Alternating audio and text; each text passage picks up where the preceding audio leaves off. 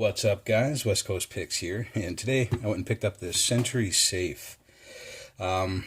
These are just, digital lockbox, and, you just walk away with the whole thing if you really wanted to steal it, but this isn't, we don't steal things here, guys. We find alternate ways into things, and this is all about fun. So it comes with this cable that goes through this hole in the side there, and you could probably lock this to something, which would stop somebody from just walking away with it. But I bet you if you pulled really, really hard, this is just sheet metal, and it would just come out of that hole, no problem.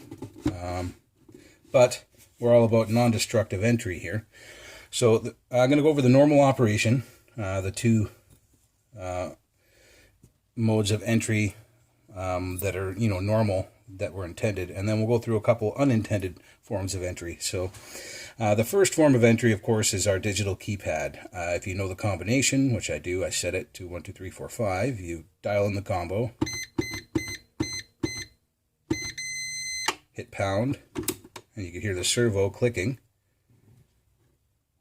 and then it times out and you can hear the servo closing again, and now it's locked again. The other authorized means of entry is this bypass key. So if your battery dies and you need to change the batteries in it or whatever, you would put your bypass key in, you would turn it to open, and now you can unlock it. So those are the two normal modes of entry.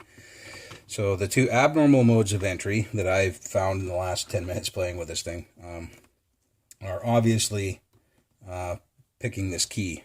And, it's not going to be hard because it's a wafer lock.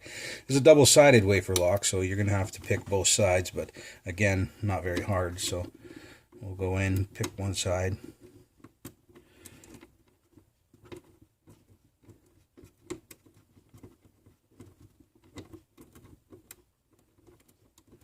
I believe that's it for that side. We'll go in and pick the other side now.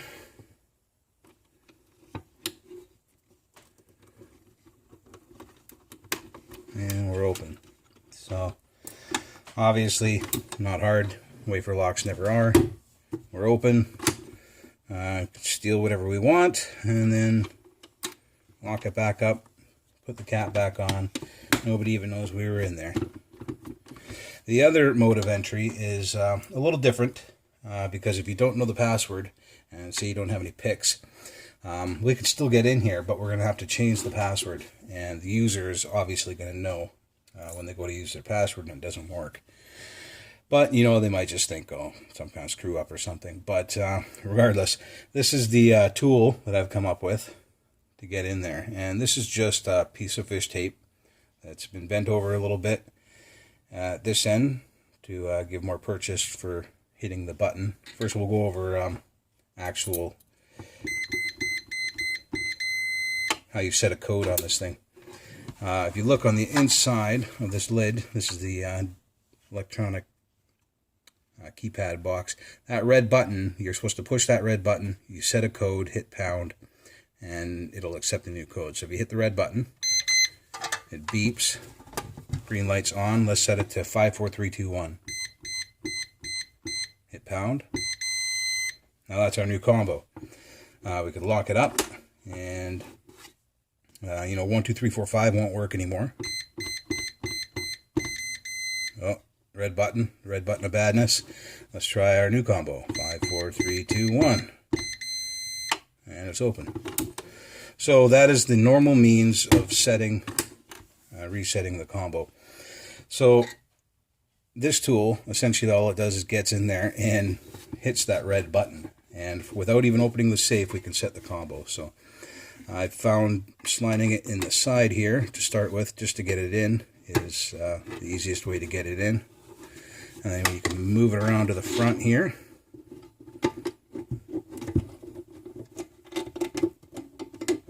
Now it's a matter of just fishing around trying to find that button. And you'll know because it'll actually light up and beep and want you to enter in another code.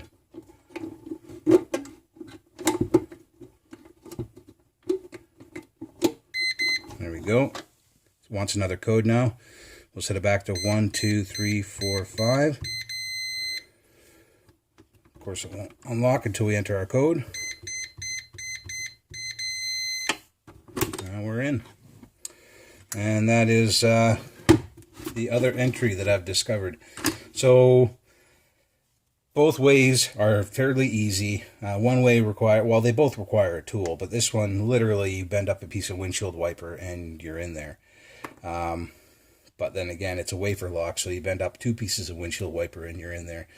Either way, they are both really easy to get in here. And the key picking method is, leaves no evidence. This method will leave evidence because the password will be changed, but also if you pay really close attention to this edge here, you'll see that it's the paint is scratched off a little bit, and that's from fishing the tool around in there for a little bit. But anyway, guys, that is the Sentry safe lockbox. It's the P008E. And from what I've been seeing, a lot of them are pretty much the same, these digital pads, so you can reset them that way. Not to mention, if you were into destructive, you could probably just pry this pad right off and, get to the mechanism in there. I'm not going to do a destructive entry on this lockbox because it's a cool little lockbox. I'm going to see if I can, what I'm going to do is shield that button on the inside so you can't access it with a tool. And then I'm also going to see if I can replace this cam lock with something a little bit more extreme, like this Abloy cam lock. So, if it's possible, you never know. Hopefully it is, but it'll be a lot of fun. And see if you see me revisit this. I'll probably have some stuff done to it. Anyway, guys, that is the Sentry safe. Later.